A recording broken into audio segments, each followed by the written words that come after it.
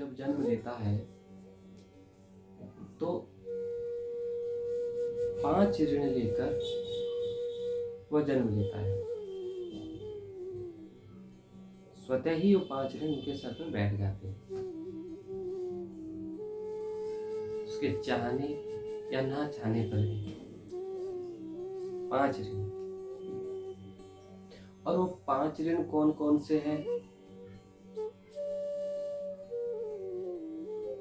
संक्षिप्त में चर्चा करेंगे। 5 ऋण कौन कौन से हैं। पहला जो ऋण है वह ऋण है देव ऋण।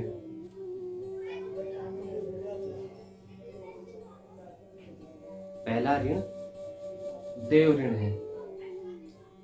और इस ऋण से कैसे ऋणी होते? देखिए, ये प्रकृति, ये सूरज, यमुना जी, जल, हवा, ये सब देव ऋण के ही अंतर्गत में आते हैं। ये भगवान ने हमारे सुख के लिए ही बनाया गया है और हम मुफ्त में ही उनका सेवन करते हैं, आनंद लेते हैं, लाभ उठाते हैं, इसीलिए हम उसके भी ऋणी हो जाते हैं। अब हम इस ऋणी से कैसे मुक्ति मिले, कैसे इस ऋण से बचे? तो भजन, साधन, हवन, यज्ञ, नाम जप। जब हम भजन, साधन, अनुष्ठान आदि जो भी हम भगवान की प्रसन्नता के लिए करेंगे, तब हम इस ऋण से मुक्त हो जाएंगे, देव ऋण से। और दूसरा जो ऋण है वह है मातृ पितृ ऋण। माता पिता ने हमें इस संसार में जन्म दिया है।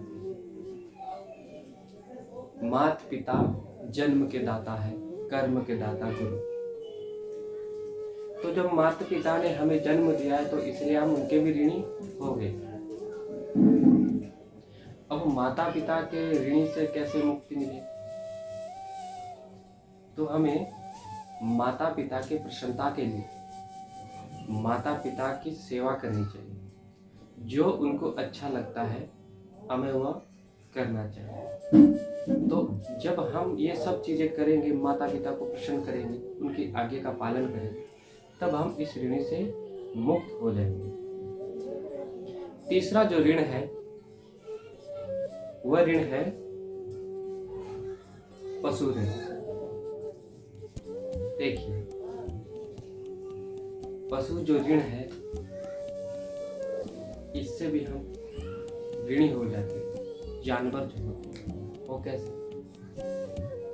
किसी के घर में कुत्ता है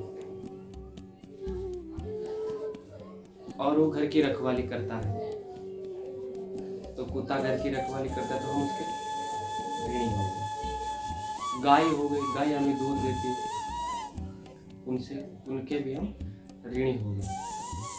अब बैल हो गए, बैल खेत में जोतने के काम आते हैं, इसलिए हम उनके भी ऋणी हो गए।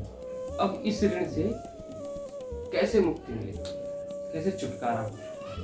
तो हमें पशुओं की सेवा करनी चाहिए, गौ माता की सेवा करनी चाहिए, प्रत्येक जीव के ऊपर दया करनी चाहिए, उनका मान सम्मान प्रेम भी करना चाहिए। तो हम इन ऋण से मुक्त हो जाएंगे। चौथा जो ऋण है वह ऋण है निर्मनुष्य ऋण। देख कौन सा ऋण है, समझिए। निर्मनुष्य ऋण, हम समाज में रहते हैं तो हम किसी न किसी के अनुसार ही जीते हैं। जब हम किसी मुसीबत में पड़ जाते हैं या हमारे ऊपर कोई आपदा आ जाती है, तब कोई ना कोई मनुष्य आगे खड़ा हो जाता है उनकी सहायता के लिए। तो हम उनसे भी ऋणी हो जाते हैं। कुछ दुर्घटना हो जाती है तो सब लोग सहायता करते हैं, हेल्प करते हैं, तो हम ऋणी हो जाते हैं। तो इस ऋण से हम कैसे बचें? समाज में हमें सबका सम्मान करना चाहिए, छोटे बड़ों का सबका आदर सम्मान करना चाहिए। और जब सामने वाले के ऊपर कोई विपदा है, किसी बात से परेशान है, तो हमारे से जो भी होता है हमें उनकी सहायता करनी चाहिए, तो हम इस ऋण से मुक्त होंगे। पांचवा जो ऋण है वह ऋण है ऋषि ऋण। देखिए, हमारे साधु संतों ने, हमारे ऋषि मुनियों ने हमारे कल्याण के लिए ग्रंथों की रचना की है, शास्त्रों की रचना की है, वेदों की रचना की है, जिससे कि प्राणी मात्र का कल्याण हो जाए। बिना निस्वार्थ भाव से उन्होंने हमारे लिए ये सब किया है, तो हम उनके भी ऋणी होंगे। और अंत में भगवान कह रहे हैं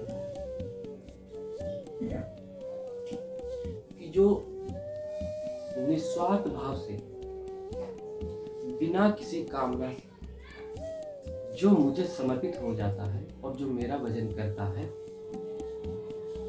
उन्हें ये 5 ऋण नहीं छू पाते, ऐसा भगवान कह रहे हैं। तो इसीलिए हमें सर्वधर्म परित्याज्य मामें शरणं व्रज, सब कुछ छोड़कर, संसार से आसक्ति को छोड़कर हमें भगवान के श्री चरणों में ही समर्पित होना है और प्रेम से अब भगवान के प्रसन्नता के लिए ही हमें भजन करना है, ना कि संसार की प्रसन्नता।